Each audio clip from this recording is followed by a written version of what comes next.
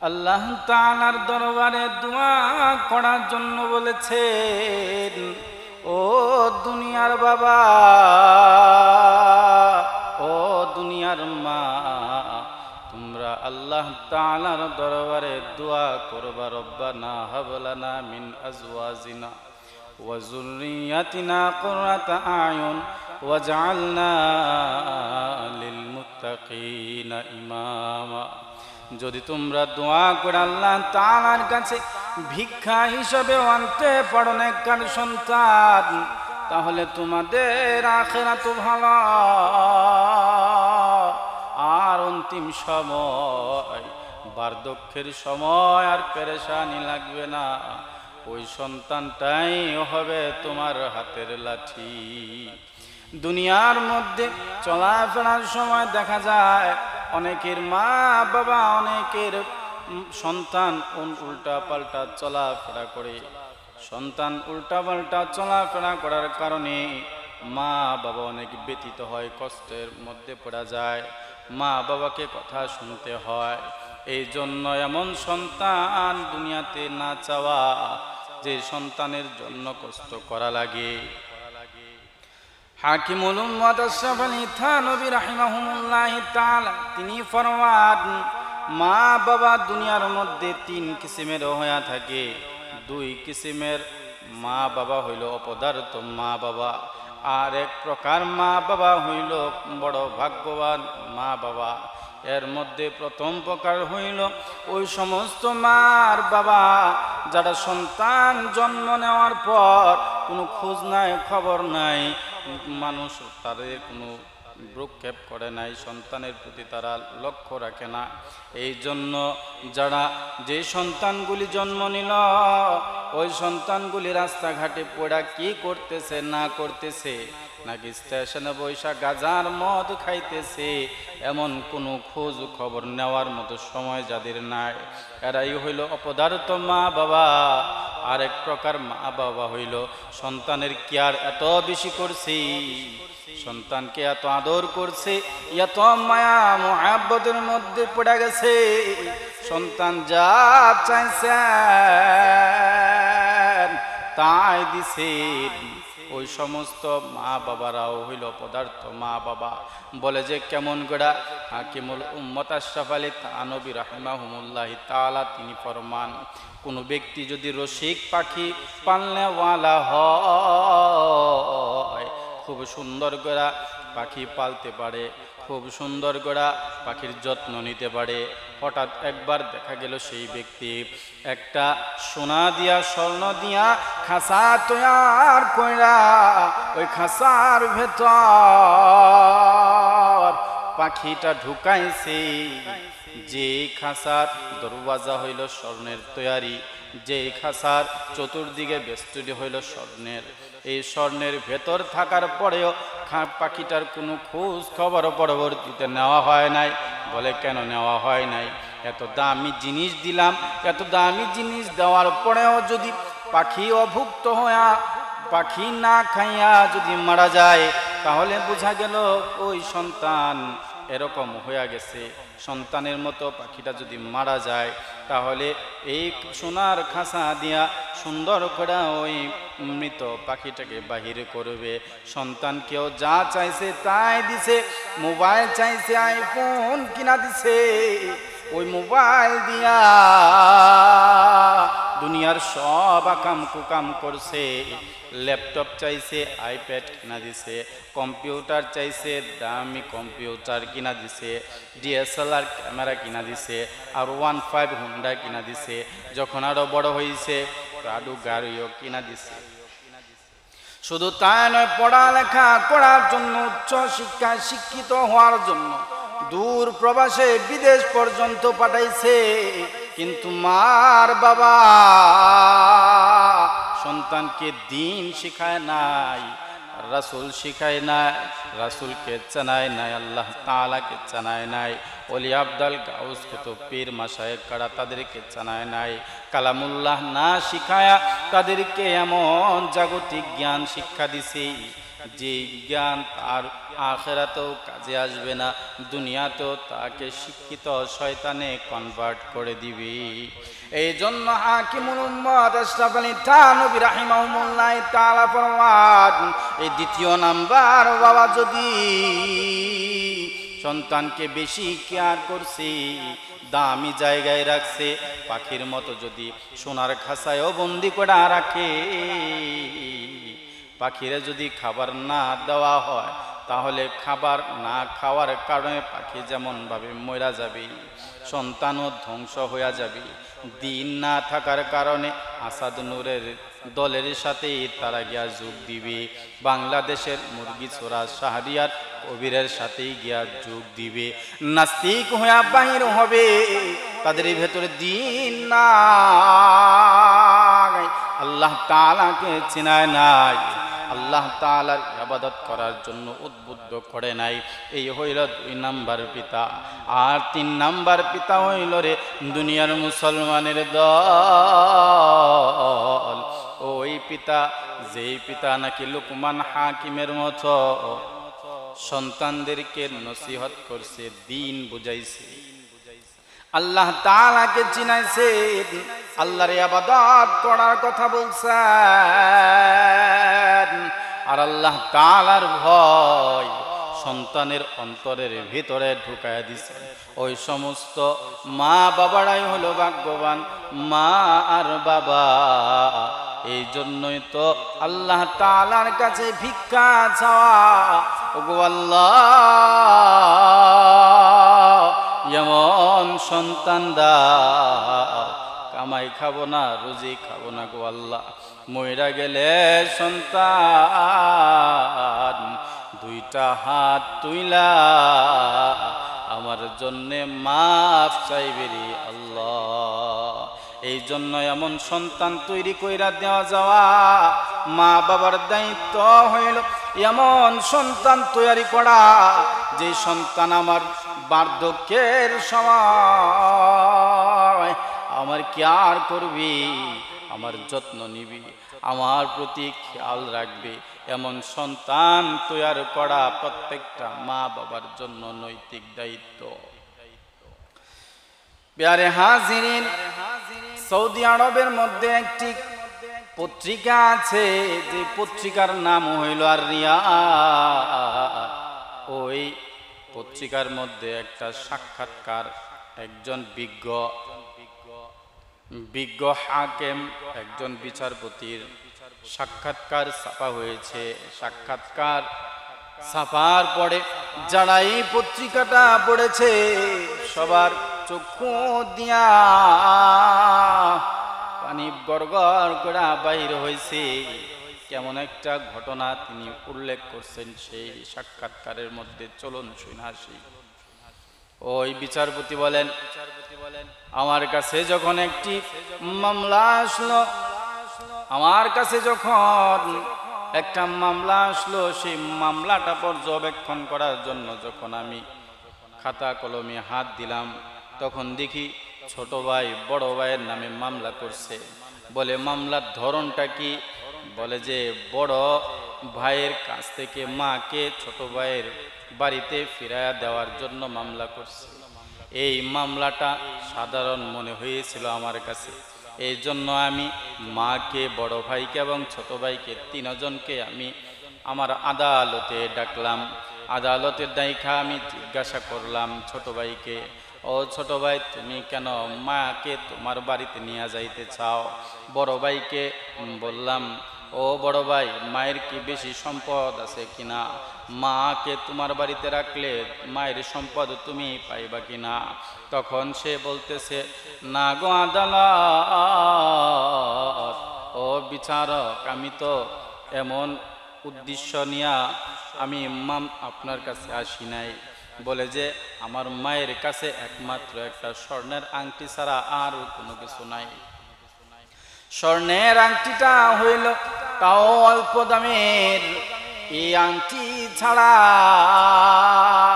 আমার মায়ের সম্পদ কোনো কিছু নাই। তাহলে বিচারপতি জিজ্ঞাসা করতেছে, তোমার কাছে কেন রাখছ? তিনি বলতেছেন, বিজ্ঞ আদালত, আমার কাছে দীর্ঘ 17 বছর যাবত আছে। মার খেদমত করতে করতে আমি বড় অভ্যস্ত হয়ে গেলাম। আমার কোনো অনীহা আসে না, আমার ভেতরে কোনো কষ্ট আসে না, আমার মেজাজ খারাপ হয় না। আমি অভ্যস্ত হওয়ার কারণে মায়ের খেদমত করতে পারি। আমি যদি আমার ছোট ভাইয়ের কাছে আমার মাকে দেই, আমার মায়ের বড় কষ্ট হবে।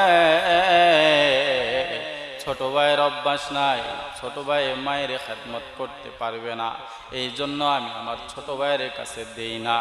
ছোট ভাই তখন চিৎকার দিয়া বলেন, ওগো মহামান্য আদালত,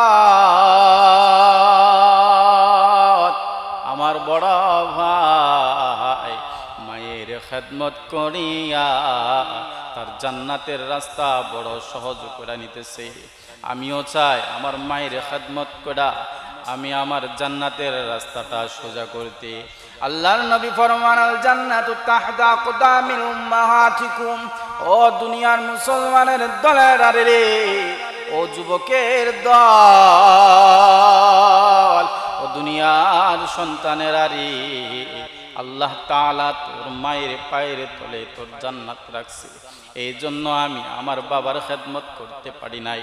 বাবা তো দীর্ঘদিন আগে মারা গিয়েছে, এখন অসুস্থ মা, প্যারালাইসিস মা। এই মায়ের খেদমত কইরাও যদি আমি আমার জান্নাত তলব করতে পারি, তাহলেই বড় আমি সফল কাম হইয়া গেলাম। অন্যথায় আমি বড় হতভাগার দুর্ভাগা হইয়া গেলাম। এই জন্য আমার আরজি থাকবে গো মহামান্য আদালত, আপনার কাছে আমার মাকে আমার কাছে ফিরাইয়া দিন। যদি আমার কাছে ফিরাইয়া দিন, আমি খেদমত করব। আমার বড় ভাইয়ের টাকা পয়সা অর্থ করি কম, আমার বড় ভাইয়ের ঘর নাই, ছোট ঘর। আমার বড় ভাই বড় অসুস্থ, আমি কিন্তু শক্তিশালী জোয়ান যুবক। আমার বড় ভাই আমার চাইতে দুর্বল, আর আমি হইলাম বড় ভাই থেকে সবল। আর আমার বাড়ি হইল বড়, এই বড় বাড়ির ভেতরে আমার মাকে আমি রাখতে পারবো। আমার কাছে যদি দেন, আমি আমার মাকে বড় খেদমত করতে চাই, আমি আমার জান্নাত সোজা করতে চাই। তখন বিচারক সরাসরি মাকে জিজ্ঞাসা করলো, ও গো মা, দুইজনের কথাই তো শুনলেন, দুইজনের কথা শোনার পর আপনি কার কাছে যাবেন গো মা? যেহেতু আমার কাছে বিচার আসছে, নালিশ আসছে, একজনের নাম তো আমার লিখাই দিতে হবে। কোন ব্যক্তির নাম লিখা দিব গো মা? ছোট ছেলের নাম লিখা দিব নাকি বড় ছেলের নাম লিখা দিব? আপনি যার নাম বলবে তার নামটাই আমি লিখা দিব। তখন মা ছোট ছেলের দিকে তাকায়, ছোট ছেলে দুই হাত জোর করে কান্না করে কয়, ও গো মা, দুনিয়া থেকে খেদমতের ব্যাপারে আমার নামটা তুমি কাইটা দিও না গো মা, আমার জান্নাতে যাওয়ার রাস্তাটাকে সংকীর্ণ করে দিও না গো মা। আবার যখন বড় ছেলের দিকে তাকায়, বড় ছেলে হাওয়াও করে কান্না করে আর বলেন, মা, এতদিন তোমার খেদমত করেছি গো মা, বিছানায় পড়েছিলা তুমি, তোমাকে কোনোদিন কষ্ট দেই নাই, অসুস্থ বদনে তোমার খেদমত করেছি গো মা। অন্তিম সময় তুমি আমার নামটা তোমার খেদমতগারের নাম থেকে বাতিল করো না। মা তখন মহামান্য আদালতের কাছে বলেন, মহামান্য আদালত, দুনিয়ার নালিশাগারে আমার সন্তানের নাম একটা কাইটা দিয়া আর একটা ঢুকায়া আমি আমার কলিজার টুকরা দুই সন্তানকে কাউকে ছোট করতে পারি না।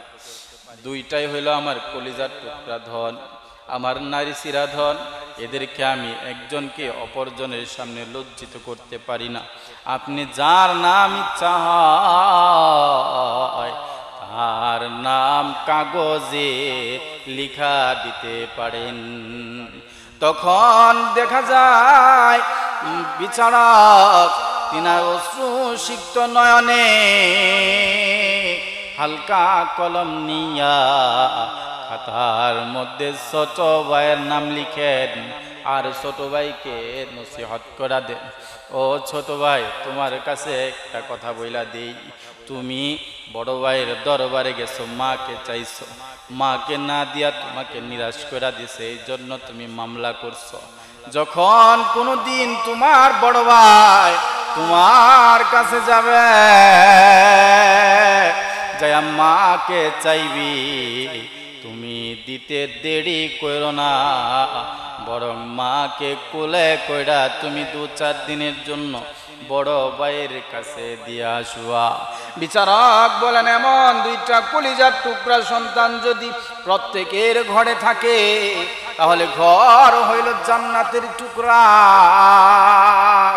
মা বাবা হইল সফল। এই জন্য তিনি অশ্রুসিক্ত নয়নে বলেন, সবাইকে প্রত্যেক মা বাবার ব্যাপারে খেদমতগার হইতে হবে, প্রত্যেকের মা বাবার জন্য খেদমতগার হওয়া জরুরি, মা বাবার প্রতি খেয়াল রাখা জরুরি, কেননা তারা আমাদেরকে খুব কষ্ট করে লালন পালন করছে। আমরা যখন ছোট ছিলাম কতবার মাকে কষ্ট দিয়েছি, কতবার বাবাকে কষ্ট দিয়েছি। এই কথাগুলি চিন্তা করলে দেখা যায়, আমাদের যদি গায়ের চামড়াটা দিয়াও রে যুবক মা বাবার জন্য পাপোশ বানায়া দিই, তথাপি মা বাবার খেদমতের ঋণ কোনোদিন শোধ করা যাবে না। এই জন্য যাদের মা দুনিয়াতে নাই, যাদের বাবা দুনিয়াতে নাই, পরবারে চলে গেছে, তাদের ব্যাপারেও দোয়া করা, রব্বির হামহুমা কামা রব্বায়ানি সগীরা, রব্বির হামহুমা কামা রব্বায়ানি সগীরা। শৈশবে মা আমাকে যেমন করে লালন পালন করছে, মা বাবা যেমন করে আমার প্রতি রহম করছে, তেমন করে আল্লাহ তুমি তার কবরে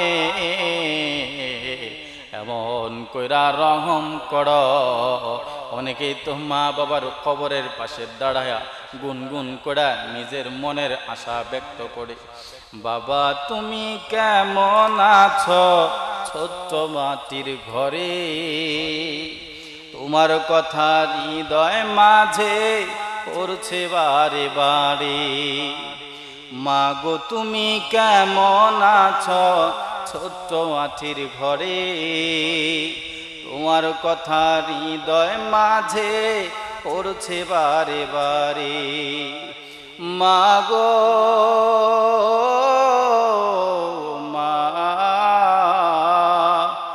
মাগো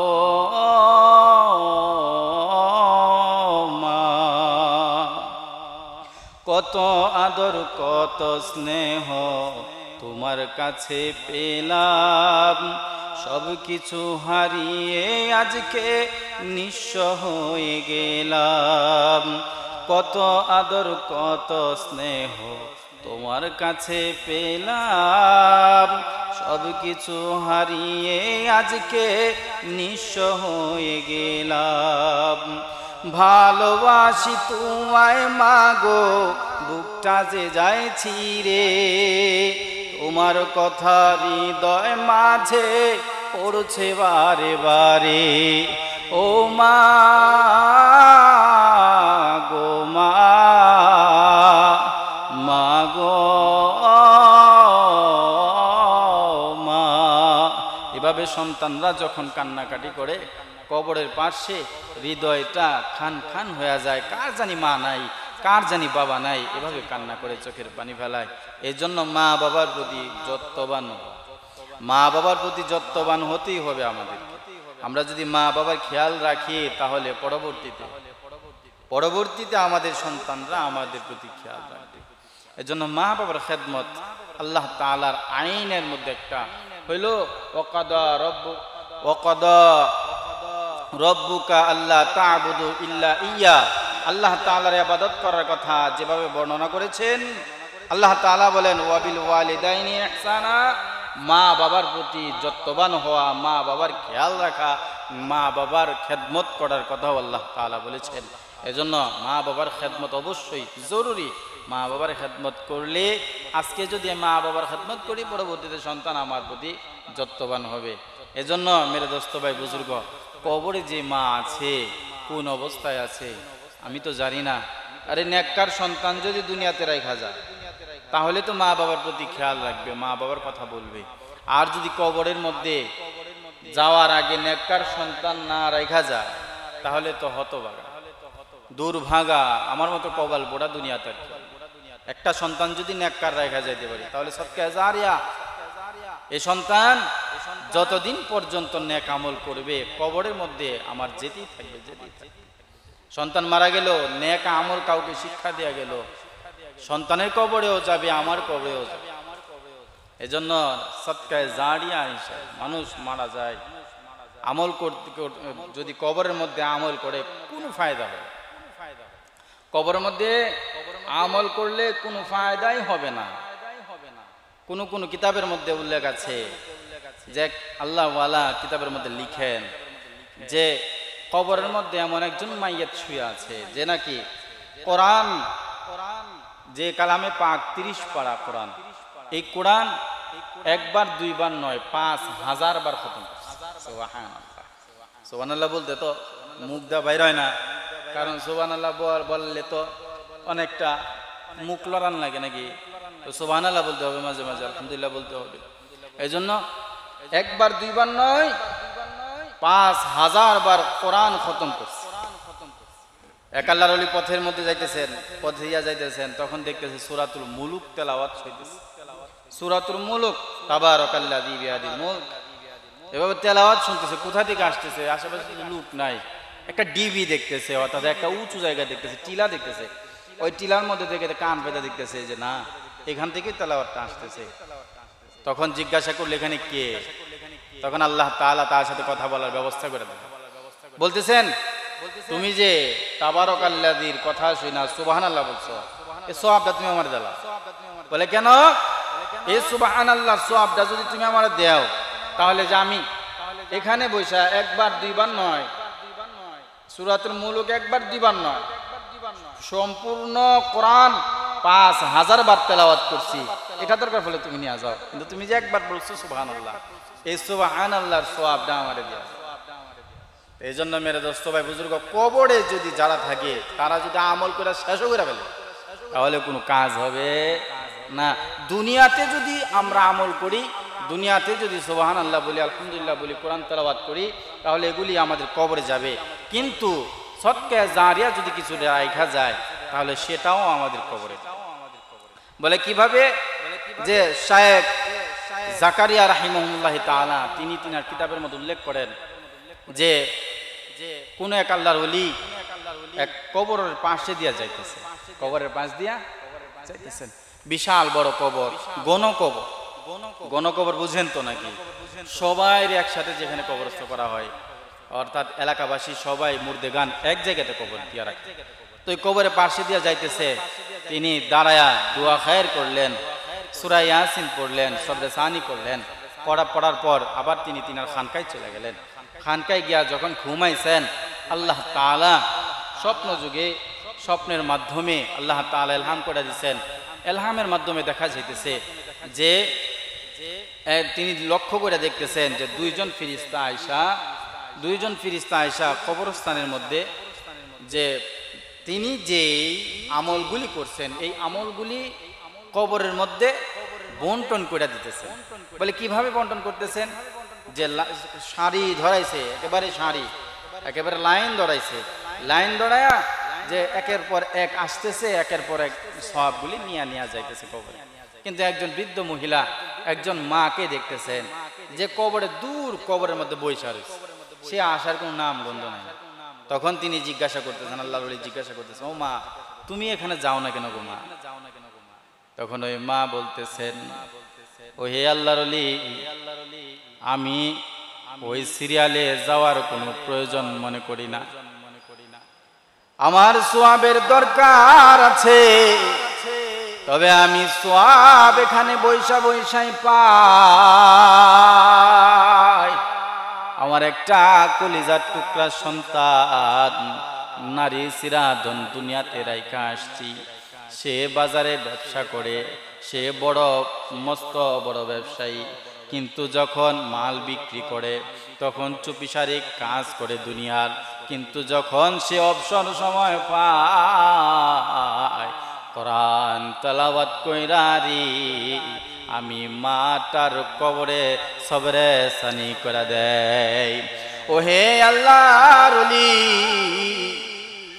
আমার এই সওয়াব নেওয়ার দরকার নাই, তবে আমার বন্টনে যতটুকু আল্লাহ তাআলা ফেরেশতার মাধ্যমে আমাকে দেয়া যাইবে, এই জন্য আমি এখানে বইসা রয়েছি।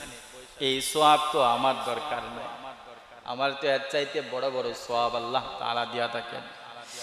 এবার দেখা যায় তিনি সজাগ হয়ে গেলেন। আল্লাহর ওলি ঘুম থেকে ওইটা তাহাজ্জুদ নামাজ পড়া ওই কবরের পাশ দিয়া অন্যদিন যখন অতিক্রম করতেছিলেন, ঠিক পূর্বের নেই এভাবে সূরা ইয়াসিন তেলাওয়াত করলেন, খানিকটা সূরা আবার তেলাওয়াত করলেন, সূরা তেলাওয়াত করার পর দোয়া করলেন, সবরে সানি হিসাবে দিয়ে আসলেন, খানকায় পৌঁছা গেলেন। খানকায় পৌঁছার পর দেখা যাইতেছে তিনি ঘুমায় গেলেন। ঘুমের মধ্যে দেখা যায় আবারও পূর্বের নেই দুইজন ফেরেশতা আসিল, আসার পর সবাইকে সওয়াবগুলি বন্টন করে দিতেছে, সওয়াবগুলি বন্টন করে দিতেছে। আল্লাহর ওলির মনে হইয়া গেল ওই যে মাটা, সেই মাটাকে তো আর কবরের উপরে দেখি না, কি হলো কি হলো। তিনি লক্ষ্য করতেছেন মাটা এই ভিড়ের ভেতরেই সিরিয়ালের মধ্যেই দাঁড়ায় গেছে, আগের মতো সৌন্দর্য মাটার আর নাই, মাটা অনেক দুর্বল কাপড় পরা সিরিয়ালে দাঁড়ায় গেছে। তখন যখন দেখতেছেন আবার সওয়াবগুলি নিয়ে কবরের দিকে চলে যাইতেছেন, কাছে গিয়া জিজ্ঞাসা করলো, গো মা,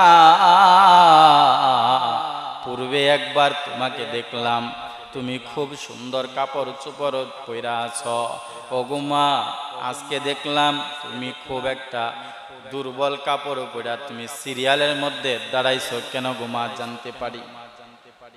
মা তখন চোখের পানি ফেলা বলেন, ওহে আল্লাহর ওলি, দুনিয়াতে যে সন্তান নারী সিরাধনকে রাইখা আসছিলাম, ওই নারী সিরাধন আর দুনিয়াতে নাই।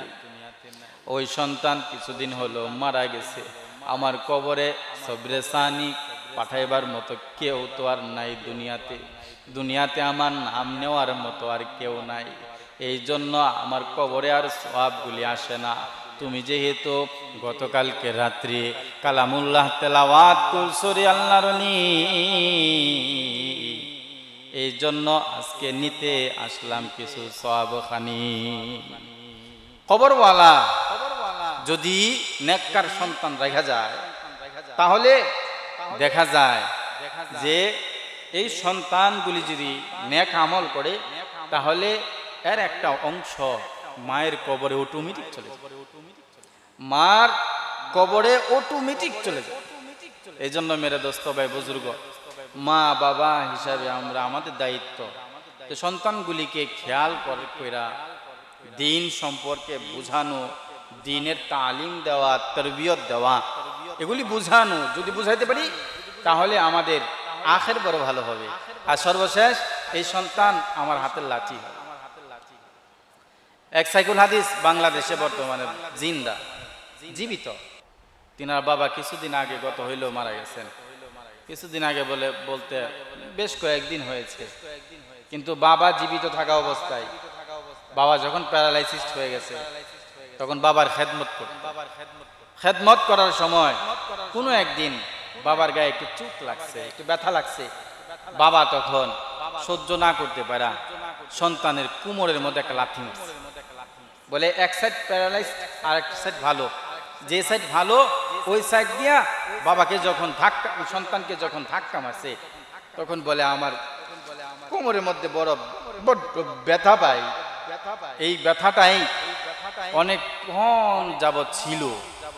ব্যথার পরে একজনকে বলতেছে, এক আল্লাহর ওলিকে বলতেছেন, নাম বলবো না, নাম বললে আপনারা চিনা ফেলবেন।